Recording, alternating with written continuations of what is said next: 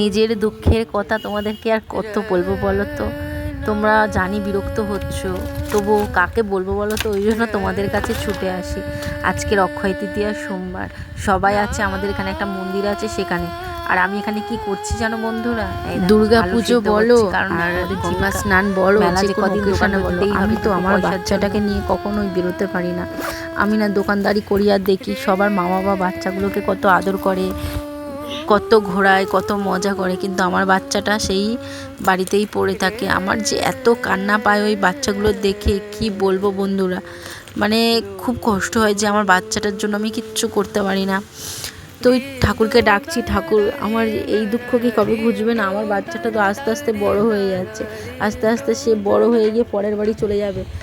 কিন্তু এই দিনগুলো মেলা করার মধ্যেও দেখো আমি ট্রাইপডটা হাতে তুলে নিয়েছি, কারণ ছোট ছোট ভিডিও ক্লিপ তুলি যাতে তোমাদেরকে একটু ভিডিও শেয়ার করতে পারি। আমি যখন মন্দিরে গেলাম দেখি পুজো প্রায় হয়ে গেছে। তো আমাদের যেহেতু পুজো করতে গেছিলো দেওর, তাই দেওর যে লুচি টুচি এনেছিল ভোগ, তাই খেয়ে এই যে বেরিয়ে পড়লাম। বর বলল যে চলো তুমি আমার সঙ্গে। তো যে শাড়ি পরেছিলাম, যে পোশাক পরেছিলাম, সেই পোশাকেই চলে গেলাম বন্ধুরা গোষ্ঠীর মেলায় দোকান দিতে। আর আমাদের এখানে আমাদের বারাসাতেই গোষ্ঠীর মেলা, মেয়ে বাড়িতে আছে, ওর কাকিমা আছে। তো এই যে চলে এলাম আমি বাবা ঠাকুর তলায়। এই বাবার কাছেই বলছি, বাবা আমাদের কপালটা একটু চেঞ্জ করে দাও না বাবা, আমার বাচ্চাটাকে নিয়ে আমিও তো একটু ঘুরতে চাই।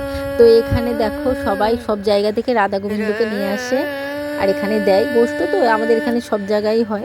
দেখো সবাই কত মজা করবে। আমাদের পাপড়ি চাটের দোকানে সবাই আসবে, বাবা মা তাদের বাচ্চাদেরকে নিয়ে খাওয়াবে, খেলনা কিনে দেবে, কিন্তু আমি ওটা পারি না গো। আমার খুব কান্না পায়।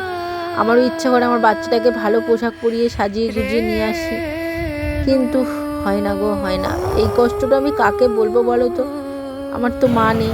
আমি চাই যে আমার বাচ্চাটাকে আমি খুব আদর যত্নে রাখি, কিন্তু সেটা মনে হয় আমার এই জন্মে আর হবে না। মেয়েটা তো আমার বড়ই হয়ে যাচ্ছে, আর কি করব। আমার হাজব্যান্ডেরও ইচ্ছা হয়, কিন্তু পরিস্থিতির কাছে আমরা একদম পুরো শেষ হয়ে গেছি, শেষ। তো ঠাকুর কেমন লাগছে বলো বন্ধুরা।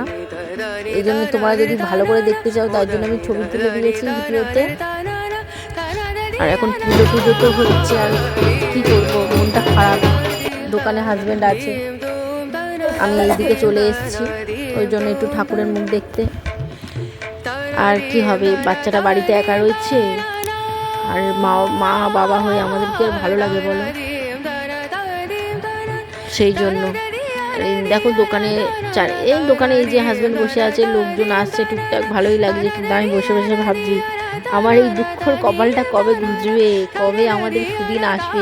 কোনোদিন সত্যি কি সুদিন আসবে যেদিন আমি আমার বাচ্চাটার কিছু শখ ইচ্ছা পূরণ করতে পারবো? কোনোদিন কি আসবে বন্ধুরা বলো?